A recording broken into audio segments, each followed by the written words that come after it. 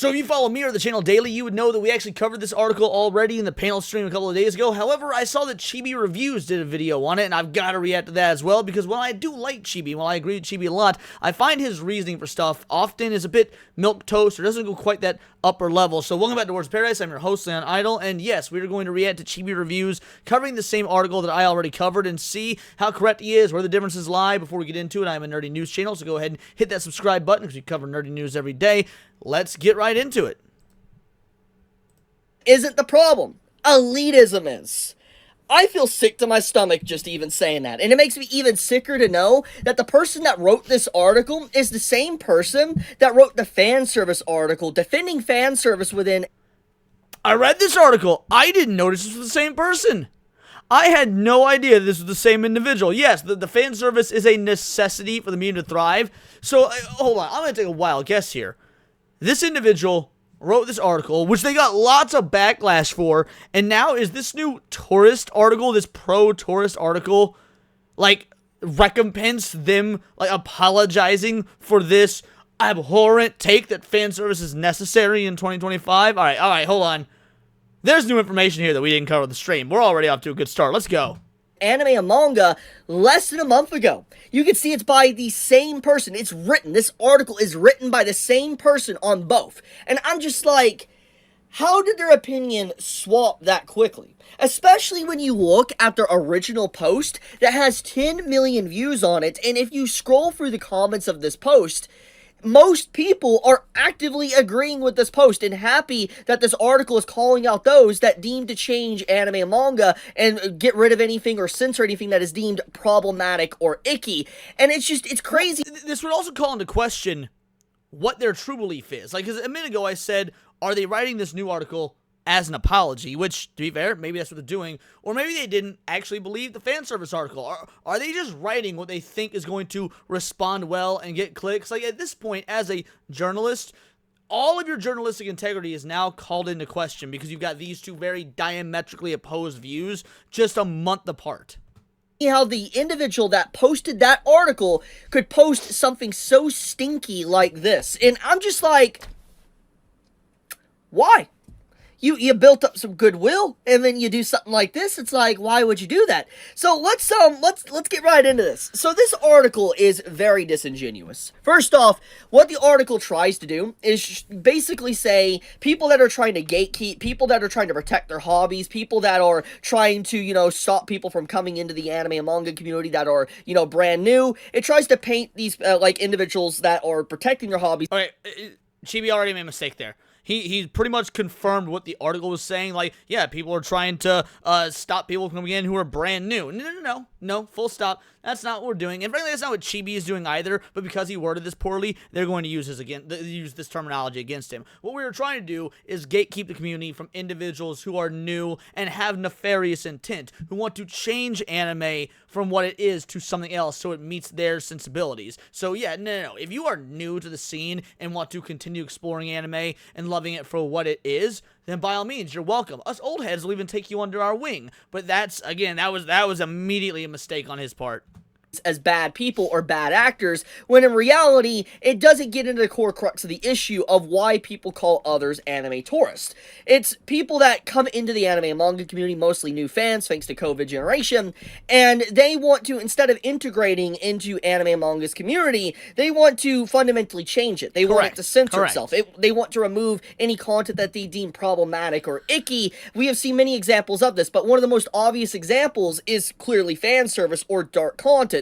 Anything that, you know, is deemed, let's say, too sexual, for instance, you'll have people go out of their way and be like, I hope this is fixed, I hope this is censored, oh, they fixed it in the anime, or whatever. You'll hear people do this. I mean, recent examples is obviously from what we got with Dawn to Dawn, or you get stuff like this, or people being very upset with, like, My Dress Up Darling for having fan service. And when you look at these type of things, these are individuals that we call anime tourists. They're people that come into the anime and manga community that fundamentally want to change the community. They don't want to integrate peacefully. They want to make sure it is their safe space. They want to make sure it is their hobby, and they want to basically take it away from people that have already been here for a very long time. It's literally the meme of, like, you know, you create your own safe space, you create your own area to be with your own hobby, and then people invade your hobby, and they're like, oh, you don't fit in here anymore. It's literally that meme. That's exactly what anime tourists really are. They have effectively invaded the hobby because they don't want it to be what it is. Anime and manga, they want it to be what they want it to be, and that's the end of the line. If it's not, they want it removed. They want it censored, for instance, and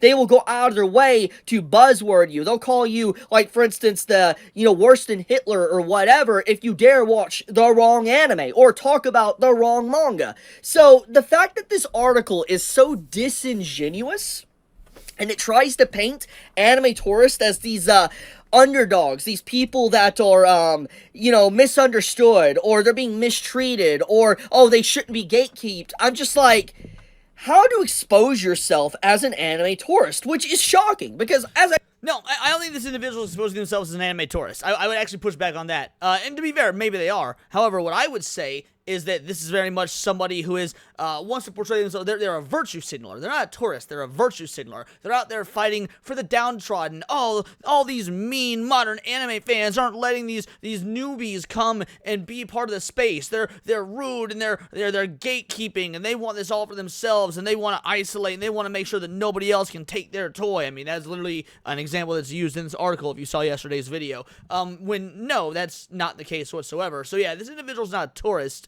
They're a virtue signaler. They know they can score virtue signal points with the tourist crowd by putting this out there because, hey, it's a win-win, you know? You go ahead, you can speak to the old heads with your article from a month ago stating that, hey, the fan base, it needs fan service. That's what it is, fan service for the fans. You win this good credibility, you win this goodwill, like Chibi was saying, with the old heads, and then you also try and get goodwill with the newbies that you may have burned the bridge with or whatnot when you made that article. The newbies, these tourists, they're like, oh, fan service, that's so awful, that's bad, that's terrible for women. They are literally children, so on and so forth. So now you have to make a counter article to win them back. I mean, this is the definition of playing both sides, you know, virtue signaling. I already pointed out at the beginning of the video, the writer of this article is literally someone that was defending fan service. Now, there was points within that article I remember reading when I was making a video on it a month ago that did stand out to me. It showcased that they fought some fan service and all that didn't need to be, there or exist, but it was just their personal opinion at the end of the day. It didn't seem like they were forcing their will on anything. It didn't seem like they were trying to get it effectively removed. They just might not care too much for fan service in certain series, which is fine if that's their personal preference. But the point is this article paints them in such a light to where they do want problematic content removed. They do want content that is, they don't like completely removed from the media. Not only that, if those that read the article, they want individuals that just out of the medium in general. It's not even that they want content cut from the medium, content they find, icky or whatnot, to use Chibi Reviews words, but they want individuals they find problematic to be removed from the medium if they're not going to bow and kowtow to what this person, this Kieran McKee's version of the right kind of old school anime fan is. They make this insane definition between what an elitist is versus what a true classic upstanding anime fan would do for these newcomers, when, let's be real, there's actually little divide, because you can be an elitist, someone like me who has watched Legend of the Galactic Heroes to completion, and it's one of the greatest anime of all time, if I do say so for myself, and then also say, if you're coming in and trying to get rid of fan service, you're a net negative to the community, we don't want you here. And I think that is absolutely messed up. And so let's read this article for a second before I go any further, and let's just dissect what they're actually saying here, because it really is just a dumpster fire. Every community that grows eventually forgets what it felt like to be small. Anime used to be a secret handshake, something whispered about in school hallways, traded on burned CDs, and defended against ridicule. It was a culture built by outcasts who found meaning in stories that the mainstream ignored. Honestly, that's very accurate. That's a really good start, because honestly, back in the early 2000s, even the 2010s, I remember, if you talked even about Dragon Ball, you were bullied. People like to rewrite history, revise history. No, if you talked even about Dragon Ball or Pokemon, you were considered an outcast. You were considered a social outcast, a weirdo, and you were potentially bullied, maybe even thrown in a locker. Who really knows? The point Uh, to an extent, he is correct. I mean, I was put in lockers in like 6th grade. You know, by high school, which I graduated high school at the tail end of the 2010s. I graduated, well, I would have graduated in 2012 had I not dropped out. But yeah, you know, I finished high school, or left high school in 2012. Man, by that point, it really wasn't that big a deal. I mean, yes, you still were an outcast, but so are the people listening to, you know, like, screamo music, and you're part of the scene of the goth, the emo crew, and you were listening to, like, Axing Alexandria. So the outcast thing, I mean, it wasn't exclusive to anime, so I think it had very much waned by the 2010s, at least to the extent it was in the 90s and mid-2000s.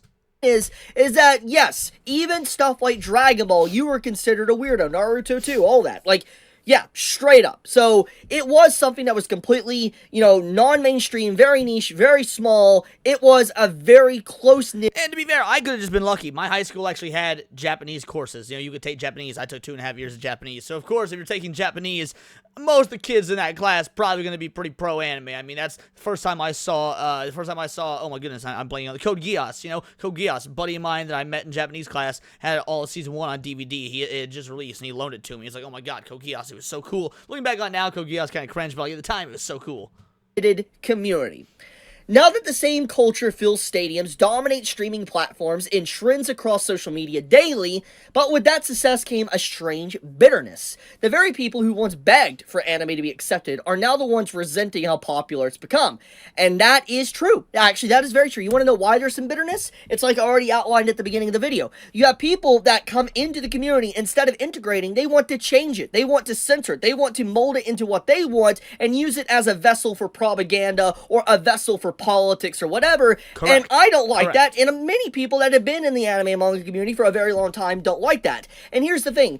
If you're a new fan and you're not like this and you're integrated perfectly within the community, you're completely a-okay. Nobody hates you. Correct again. But most of the time, a lot of the new fans are the ones that are causing the problem. And that is 100% factual. But there is definitely new fans that come in and peacefully become actual true fans of anime and manga. But yeah, the reason why a lot of people don't like the success of anime and manga is because people are trying to change what makes anime and manga so appealing and popular. They complain that anime isn't what it used to be. True.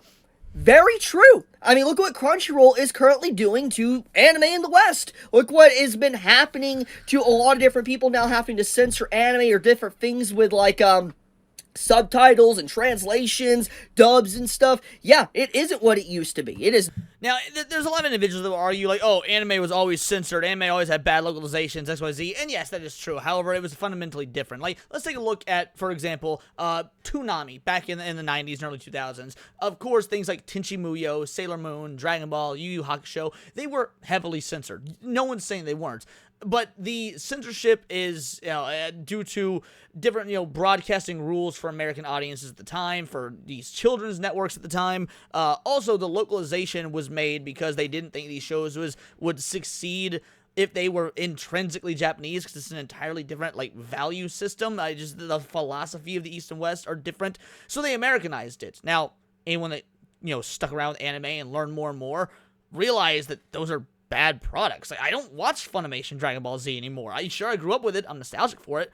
But when your boy watches Dragon Ball Z, I watch it in Japanese because that's, you know, the original intent. That's the way it should be watched because it doesn't have those Americanized changes. When you watch Sailor Moon nowadays, you watch the Japanese version because, you know, it's got the lesbians in it instead of the cousins. Oddly enough, cousins made it worse and weirder. When you watch Tenchi Muyo, you know, watch the kids' Toonami version of Tenchi Muyo because you don't even realize it's a sexy harem anime if you watch it that way. It's like, the fact of the matter is, yeah, there was localization issues back then, and then we gradually got away from that. You know, when you started getting into the mid-2000s, the early 2010s, anime is, you know, no longer on Toonami per se. Well, Toonami has now been integrated into Adult Swim, and you got it unedited, and you got more true-to-life localization/translations, and things were on the come-up. Things were good. So, yeah, anime censorship and whatnot back then is fundamentally different now, because what they're censoring now is for political purposes. It's for ideological purposes, as opposed to just being overzealous with, like, what kids should and shouldn't see. So the censorship, while it's still censorship, was done differently, which means, yes, it is not the way it used to be. Not 100%. I've been talking about this subject for years at this point. that the fandom is full of tourists and that newcomers are ruining the community. What they don't realize is that this gatekeeping says more about them than it does about anyone else. Yes. So basically, me and many others that want to protect the hobby and keep anime Japanese, keep anime what it always once was, we're the problem. Not the people that are wanting to censor artists and authors and basically send them death threats or get violently angry if there is any problematic or dark content within fiction that makes them uncomfortable. No, they're not the problem. We are the ones that want to allow creative freedom, people to allow to express themselves within art or writing. We're the problem. We're the problem for gatekeeping or being upset with people coming into the community. Yeah, last I checked, no anime fans from my generation, Chibi's generation, whatnot, have posted tweets calling for the death of authors and mangaka and anime creators because of the fan service and or relationships they put in them. Far be it from me, but if I was to hazard a guess, the individuals that put, brazen and open death threats from mangaka on X, they're far more dangerous than the guys saying, we don't want the people sending death threats to be part of this community and represent this community. Maybe I'm the crazy one. The word tourist in anime world doesn't mean someone traveled to Japan or visiting anime landmarks. It's a new kind of label, one meant to draw a line between real fans and fake ones. True, that is actually true.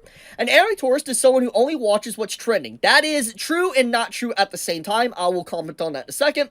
The meme-fueled algorithm boost titles like Jujutsu Kaisen, Chainsaw Man, Demon Slayer, and Attack on Titan. They follow hype circles instead of studio lineups, scroll through edits instead of reading manga, and often disappear as quickly as they arrive. Some jumped in during the pandemic boom, when anime became more accessible than ever. Others treat the fandom like a fashion statement, an aesthetic to match their playlist and social media feeds. To veteran fans, these people feel like intruders, tourists in a land they never helped build. So there is some accuracies and inaccuracies to this, and it's kind of very disingenuous to try to paint tourists as individuals that are very harmless, because I've already kind of touched upon this already multiple times within this video. But yes, there is definitely a link between anime tourists, people that want to change the culture, and people that jump on the new meme-fueled algorithm or a farming series. JJK, Demon Slayer, and Attack on Titan, and Chainsaw Man are very good examples of this. Now, I'm going to be honest here. I am a fan of all of these series. I like... See? I'm far more of an elitist than Chibi. I'm far more of an elitist than Chibi. I don't like any of these series. I mean, Demon Slayer, I like once we get to, the Entertainment District arc and onward. I think the lead up to Demon Slayer up to that point kind of sucks, but Entertainment District arc and onward pretty good. I loathe Attack on Titan. I think Attack on Titan started strong. It fell off hard. Jujutsu Kaisen, can't stand it. It's action shonen that's dark and gritty for the sake of being dark and gritty. Chainsaw Man is, it's animated pretty. The music's a banger. The story is nothing original. The story is Hellboy, but as an anime. So, I don't dislike these things because they're popular. I dislike them because they don't do anything I haven't seen a million times already. That doesn't make them bad, but I don't like them. These series, and there is nothing wrong with people that enjoy these series, love these series, want to talk about these series. Hell, it's nothing wrong if this is one of your first anime you've ever watched. Correct. The fundamental problem here is that there is a link with people that jump on these series, talk about these series, and fundamentally want to change anything that kind of veers off from what these anime are. And what I'm getting at is the anime tourists, they're individuals that will buzzword you, call you Hitler or something, or they'll call you a weirdo, they'll call you a PDF, whatever, if you watch the wrong anime. If you dive a little bit deeper below the water of anime and manga culture, if you watch something that's just, let's say, a regular high school anime with some romance and stuff and some ecchi content, they will deem you a weirdo, and they will... Well, let's talk about something like Made in Abyss. Made in Abyss is an anime that I loathe. I can't stand it. I think Made in Abyss is terrible.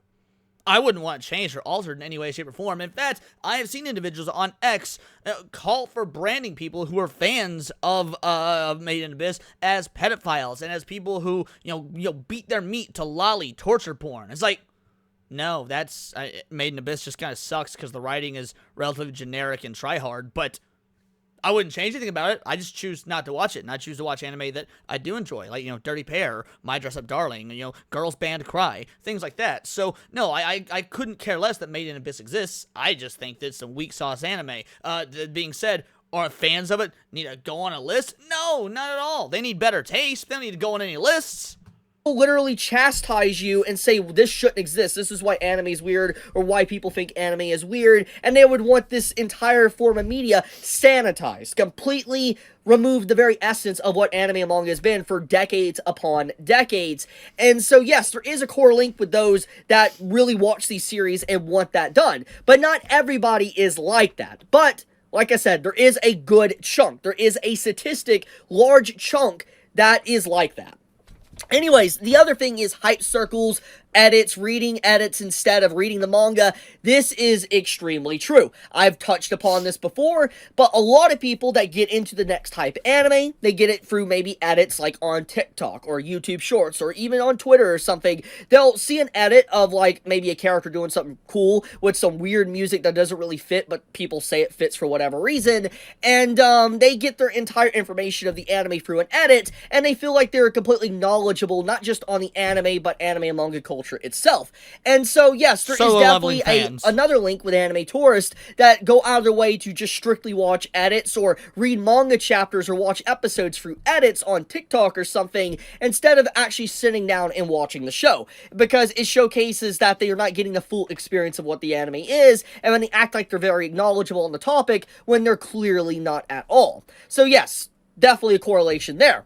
Another one, treating, anime as a fashion statement or aesthetic to match their playlist and social media feeds. This one is very vague, but one thing in particular that stands out to me that is related to this is those that, let's say, they'll cosplay a series, they'll cosplay a character. Let's say Marin from My Dress Up Darling, okay? They'll cosplay Marin, and then they'll turn around and they'll call someone a PDF for even posting, like, a fan service scene of My Dress. You wanna know why he's using this example? Y'all want to know why he's using this example of Marin from My Dress Up Darling? Because it literally happened. It literally happened. There was this cosplayer out there. There's this cosplayer that decided to virtue signal, saying that if you were a fan of the fan service in My Dress Up Darling, that you were a pedophile, that you need to go to prison, that you were ruining the anime community, then, what happened? Well, it came out that this cosplayer not only cosplays Marin, but cosplayed as a super sexed up version of Marin for her OnlyFans. The hypocrisy of the tourism community, because they're not part of the anime community, they're part of the tourism community. The hypocrisy of the tourism community knows no bounds. Like, this gal actually advocated for calling fans of the anime, for the fan service of the anime, pedophiles, because the character's underage, she's 16, while she did sexified, super sexified cosplay with the character for her OnlyFans. And what, you think that we real fans shouldn't call that out? Calling us pedophiles while you're luring people in? I mean, let's be real. We got Twitch out here having hot tub e-thoughts, enticing 13-year-olds with daddy's credit cards. But us, they're looking at some cartoon, fan service going on. We're the pedos. All right. I see the game you're playing. Darling. But they're the same person that did a cosplay of My Dress Up Darling. And it's like, what? Like, you get my point. It's very hypocritical, so to speak. But then, on top of that, you have individuals that will look at anime as the next big thing. And so they'll call their cartoon, their glorified cartoon that is made in the West, and they'll label it as an anime, because obviously the title anime sells a lot better nowadays than titling something like a cartoon. Because if you title it a cartoon, people usually have a stigma with that as, oh, it's for kids. When you look at something like an anime, and it's considered nowadays like something for adults or kids. Now, obviously, not all cartoons are for kids. Obviously, you got like Rick and Morty, for instance, Family Guy, and stuff like that. But I'm just saying there is a stigma around it, okay? For clarification. Would say he is correct. So, there is a lot of people that like to use anime as like a word and to be able to sell. Also, I would argue that the cartoons that are for adults, the cartoons that are marketed for adults, also aren't in any way, shape, or form like long-running, story-based, character-heavy, character-driven tales. So when you do think of like, adult animation in the West, yeah, you've got things like Futurama. Does it have an overarching story? Yeah, but it's largely episodic. It's largely episodic. And BoJack Horseman actually does have an ongoing story. A story that gets worse and worse as the show goes on. But BoJack Horseman, for example, is a rarity amongst adult animation. So the stigma is that it's jokey comedy stuff that you can just turn on and turn your brain off to. product too. So yes, that's another thing that I don't like companies doing, trying to profit off the boom of anime when they know next to nothing about the culture or why it's even called anime to begin with. The frustration didn't come out of nowhere. For many older fans, anime used to be hard to find and even harder to love publicly. True. They remember late nights waiting for episodes to load, trading bootlegs on blank disc, and getting laughed at for liking cartoons to them. Watching anime wasn't just entertainment, it was identity. And now with anime everywhere, the identity feels diluted. When everyone can claim it, what does it mean to have been here from the start? This is, once again, very disingenuous. Very, very disingenuous conversation right here. As I've already outlined, anyone that really unironically likes anime and likes manga and are calling people tourists, they're not calling actual anime fans tourists. Correct. We're not upset there is people watching anime. We're not upset there is new fans coming in to anime and manga. We're upset that there is new anime fans coming into the manga that want to change their culture. This is very disingenuous. There is nobody that's upset because there's more people liking a show, because we want to talk about the show. We want to analyze the show. We want to debate the show.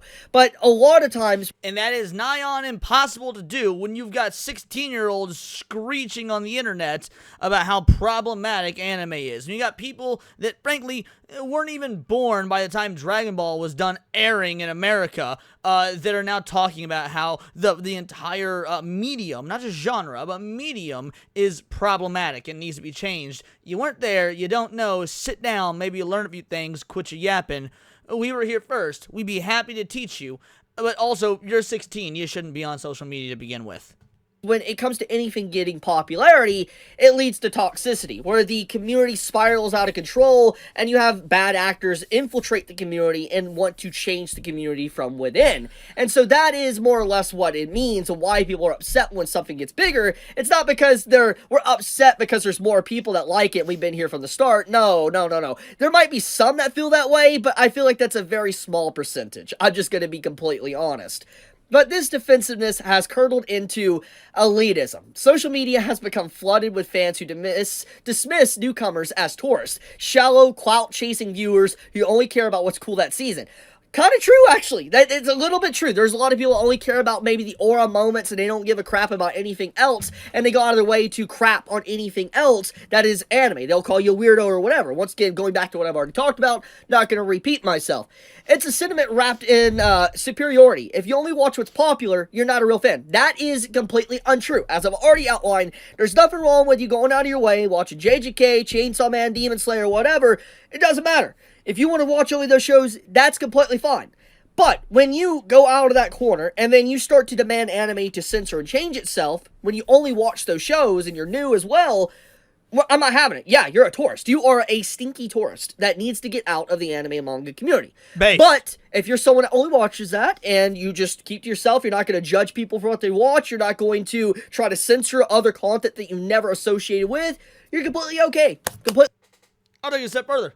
Judge people for what they watch. Absolutely judge people for what they watch. But judge them on what they watch because what they watch sucks. Not because of any ideological or political aspect that's completely arbitrary and made up. Like, look, man, I ain't judging you if you watch Keijo. Fuck, I like Keijo. I ain't even gonna front. I like Keijo a lot. Keijo's funny as hell.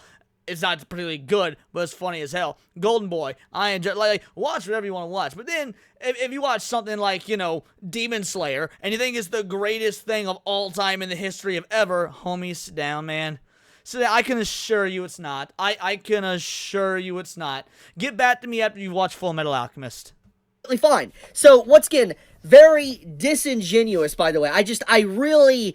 This article, man, how to expose yourself as a freaking tourist. Some go further calling others fake weebs or treating those who dislike certain tropes like lollies or over-sexualized characters as moral outsiders, which is... Yeah, that is actually true. You want to know why? Because the people that, are going out of their way to call them fake weebs or whatever is because the people that are upset with, let's say, something like lollies or over-sexualized characters, fan service, or whatever, is because typically they don't just stop at like, oh, they don't like it. They want it fully gone. And they will advocate for violent threats against you if you even dare watch an anime or read a manga that has these type of themes. So yeah. Mind you, Chibi is speaking from experience. Open up X on any particular day, go to Chibi's X account, and you will find individuals sending him death threats because of the type of anime he enjoys. Like that's how unhinged these folk are. Death threats because of the type of cartoon he likes to watch. But yet elitists are the problem. You're not a real fan if most of the time if you're against it, because you expose yourself very quickly that you want to change anime and manga. You want to censor it. So yeah, there definitely is a connect there. Yeah, this is actually spot on right here. What was once a haven for weird, passionate fans has started to mirror the judgmental mainstream it once rebelled against. And yeah, I wonder why. The danger of this mindset isn't just that it's cruel, it's that it's hypocritical. Every fan starts somewhere, and most of these somewheres are mainstream. Once again, nothing wrong with watching mainstream shows. I started with Dragon Ball, and I feel like a lot of people probably started with some pretty mainstream stuff. There's nothing wrong with starting with mainstream stuff at all. The problem is, as I've already outlined like 5 times now, the same people who now mock anime tourists once began with gateway hits like Naruto, Bleach, or Death Note. The only difference between them and the so-called tourists is that they have the time and interest to keep going. Shaming others for not being as deep into the fandom doesn't make someone more authentic, it makes them forgetful. The kind of elitism grows from nostalgia. Many older fans look back on these early days with rose-colored glasses when the community was smaller, the shows felt grittier, and the passion felt purer. But that purity came from limitation. Anime wasn't hard to find because it was better back then. It was hard to find because it was inaccessible. Being an anime fan used to mean being willing to dig, to import, to pirate, because the industry barely acknowledged you. What fans miss is equality. It's exclusivity. By the way, quality often comes with exclusivity. First of all, I disagree with this sentiment because we talked about it in the video yesterday, but oftentimes there's a certain level of quality that comes with exclusivity because as the market broadens, there is a dilution that happens. You start getting assembly line products. We've seen this happen with Marvel. We saw this happen with Star Wars. We've seen this happen with comic books in general. We've certainly seen this happen with Dungeons & Dragons. We've certainly seen this happen with Magic the Gathering. I can go on and on. As the market expands, you need to keep diluting and diluting to make it more palatable for all the new individuals that didn't go as deep before. So yes, fans do miss quality because quality came with that exclusivity, but there is more to it than that. Some accuracies here and inaccuracies here. I think one of the big things here is that because of how hard anime was to access, it made people that were able to access anime appreciate it a lot more. Correct. Because when you sat up and you were trying to find a new manga or anime to watch, typically you wouldn't get it the same day. Nowadays, anime and manga is fundamentally different. If there is a new manga in Japan, typically you're going to have that new chapter or whatever come out as well in the other places around the world at the exact same time or maybe a day later. Same can be said for anime episodes. But in the past, back in the early 2010s, 2000s, and way before that as well, if you wanted to watch an anime upon release, there was no other way besides waiting for maybe some form of fan translation that might take weeks, maybe even months. It really just depends. Like, you find a new manga, there was many times you would probably read maybe 3 or 5 chapters, find out that the next 15 or 30 chapters are not translated, and then the rest of the chapters are translated by a completely different fan translation group. That was a very common thing. And because of how hard it was to find anime and manga to... Man, not only fan subs are a great thing, some fans went the extra mile. They did fan dubs, dude. Some anime that, like, never got dubbed in America, and some fans put it on themselves to do fan dubs, and sometimes that shit sounded fire, dude. Sometimes that shit sounded fire, and then, like, maybe the anime would eventually get dubbed, and you're like, well, goddamn, the fans actually did a better job. I remember, dude, the very first fan sub I ever watched was an old 80s shonen called Jinga Nagaraboshi Gin, which is like about fucking wolves and dogs and shit, like fighting bears in the mountains, and it's awesome. But there were times I was confused as to hell as what was going on because the translations didn't quite work. But for the most part, like, I'd say 85-90% of it, and it was fine. It's good anime, check it out. But yeah, no, the point is, dude, the fan dub and sub community, they were the goats. And they're gone now. And, like, you could say it's a good thing because now that means the medium is more recognized worldwide. But you also don't get to see that, like, display of passion and love to such an extent anymore because there are people that are still willing to do it, but there's no need for them to do it.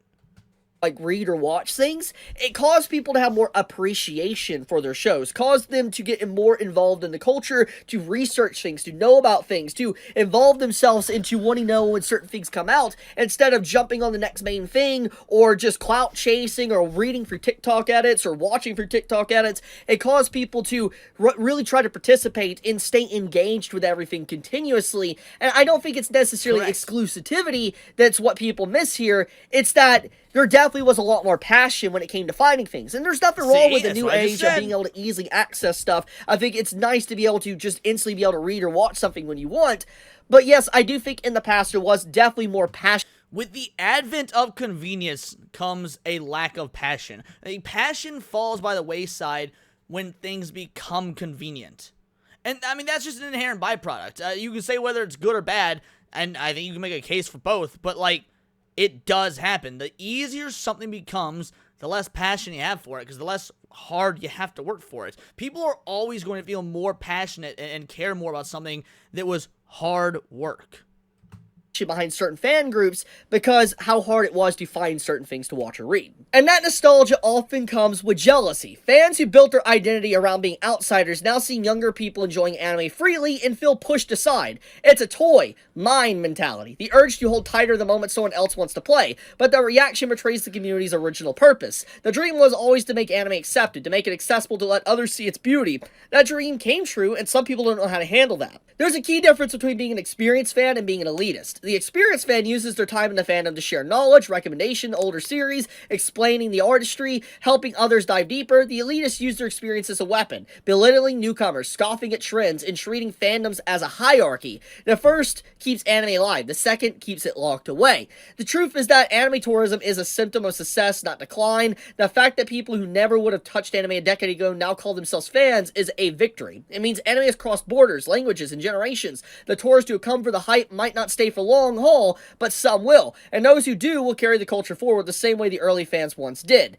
The community doesn't need fewer anime tourists, it needs better role models. Instead of sneering at newcomers for not knowing enough, fans should help them find what makes the medium special. The more people who care about anime, even casually, the more support its creators and studios get, and the more studios can be told, more stories that can be told. Gatekeeping doesn't protect anime, it isolates it. Anime tourism isn't killing the culture, elitism is. Every fan who joins because of a meme or a viral scene is proof that anime still resonates with people, and it still captures imagination and emotion the way it always has. To turn those people away is to forget the anime community's own history. We were all tourists once. The goal was never to keep the anime secret, it was to see how far it could go.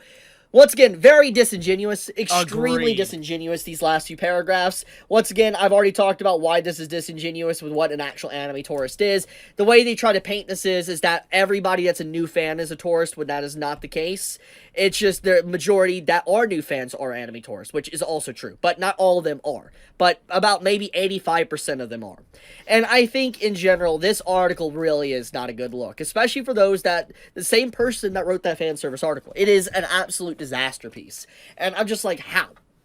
How could they have wrote such a good article literally a month ago, but then turn around and do something like this? It's bad, man. I'm going to leave it at that, though. Tell me your honest thoughts, how you felt about this article, how you feel about anime tourism. Do you think it is the problem, or do you think elitism is? Do you think content should be censored because it's problematic? You know, be honest in the comments below. I'm curious to see what you all think. But, yeah, leave a comment, leave a like, subscribe. It helps out with the algorithm, and I would greatly appreciate it. But, Chibi out. Well, that was a pretty good video. I actually do think that we covered it a lot better in our video, and I mean, no shade to Chibi. We had like 7 or 8 of us on a panel giving a roundtable discussion, so you're going to get a more varied amounts of opinions and thoughts. But at the end of the day, I guess this goes to seek that, you know, I had a lot to add to this, because I think Chibi is very good at covering the surface level stuff. He makes it very digestible, which is actually probably great for current tourists, or not even tourists, for current newbies that do want to get into anime. If you're a new individual and you're watching a Chibi Reviews video and he doesn't really get deep into the weeds of it, he gives very surface level takes, that's a good thing. Then you got someone like me who, I'll be real, my take probably isn't near as accessible. I'm throwing out fucking random things like Jinga Nagara Borushigin and talking about the glory days of Toonami when Tenchi Muyo you couldn't even tell was a harem anime. I mean, do kids these days even know what Tenchi Muyo is? So, like, no, in all respects, that was a good video from Chibi. I do think, though, that in talking about when, you know, XYZ is disingenuous, oftentimes he doesn't go too much further beyond calling it disingenuous, and we need to explain why it's disingenuous. And it's disingenuous because, well, again, for one, I didn't even know this individual is the same individual that wrote the anime fan service article that we went over a month or so ago. And yeah, I mean, that's a virtue signal. There's no other way to put it. It's a virtue signal. You're speaking out of both sides of your mouth. You're talking to the anime old heads, the anime elitists, as you would call us, and making us think that, oh, you're on our side, you're with us. Good. It's glad to see there's discourse like this happening in the anime community. It means it's people that don't want to see change. Then speaking out the other side of your mouth, just a month later, you're telling all these newbies and frankly all these tourists that you're welcome here. Ignore these individuals who frankly have been watching anime for 20, 30 years and would love to be open and honest and teach you about it and take you under their wing and give you more information and recommend maybe some old shows. And there's literally zero nuance in this article. It wants to paint a picture of faux nuance, because it wants to sit there and tell you, oh, what the experienced anime fan will do versus what the elitist will do, which isn't the case whatsoever, because experienced anime fans are elitists, or can be elitists, and elitists thinks that they are better than you if you are peers. Like, at the end of the day, that's what an elitist is. An elitist is somebody that thinks they're better than you if you are peers. But these newbies oftentimes aren't peers. There is hierarchy to this stuff. There's always been hierarchy to fandom, and that's not necessarily a bad thing. You need a hierarchy because you need to know who to look to get questions answered and to learn more. Like, if we're talking about comic books and you didn't start reading comics till 2016 and you only started with the new stuff, so you don't know the history of Batman or Spider-Man or Superman or definitely some of the more obscure characters, or at least obscure pre-MCU, like Thor, like the Submariner, like Daredevil, like, yes, Ghost Rider, Blade. I could go on and on with some of the more obscure characters that comic fans knew about. And you started getting into comics recently, yeah, the old school fans were higher up on the hierarchy because they were the ones that were going to teach you, assuming that you actually want to sit down and learn about the new stuff. And anime is no different. Hierarchy in fandom has always been a thing, and it's it's never been bad. Are there people that are going to be dickheads about it? Yeah, sure. Why? Because dickheads exist in the world. Like, they simply do. Dickheads exist in the world. And it's been my personal experience. The vast, vast, vast majority of dickheads I met in the anime space have been these tourists.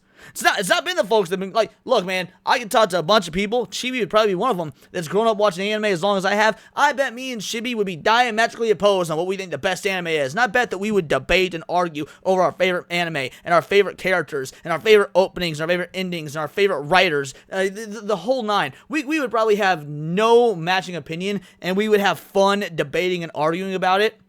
Because that's where the love comes in, is the debate. I mean, that is fun. That's what helps fandoms grow. And neither of us would take it as a personal attack. We walk away even better friends at the end of the day, having fun, having that passionate discussion. And you can't do that with tourists, okay? You can't do it with tourists, and that's why they don't need to be here. They're not going to accept anime for what it is, and frankly, accept old school fans for what they are, which is the teachers and the guiders of the next generation. It's ironic, because one of the core tropes of anime is you've got the young hero or the young characters that are often guided by the older generation. Naruto being guided by Jiraiya. Goku and Krillin, when they're kids, being guided by Master Roshi. And that's just using shonen anime as an example. You see this in lots of other genres as well. But I guess at the end of the day, I think I've made my point and hopefully was able to add to Chibi's point. These are just my opinions. Let me know yours in the comments down below, or let me know on X. Find me at Bolt the Word. And please do subscribe. I'm a nerdy news channel. I cover nerdy news every day. Not always about the anime scene, but movies, music, Magic the Gathering, video games, you name it. Check me out on Instagram at wordsparadise_Leon and become a member. For $4.99 a month, you can join the Discord, choose the articles we go over on a day-to-day basis, choose the videos we react to on the Friday night live streams, and of course get involved with over 200 other vital idols. We are a bright, beautiful, glowing, vibrant community that I cannot wait to go even further, because we do care about diversity, but only one kind of diversity of thought. That's interesting to you. Join the Discord, hit subscribe, and until next time, it's all here in the Nerdosphere. This has been Words of Paradise.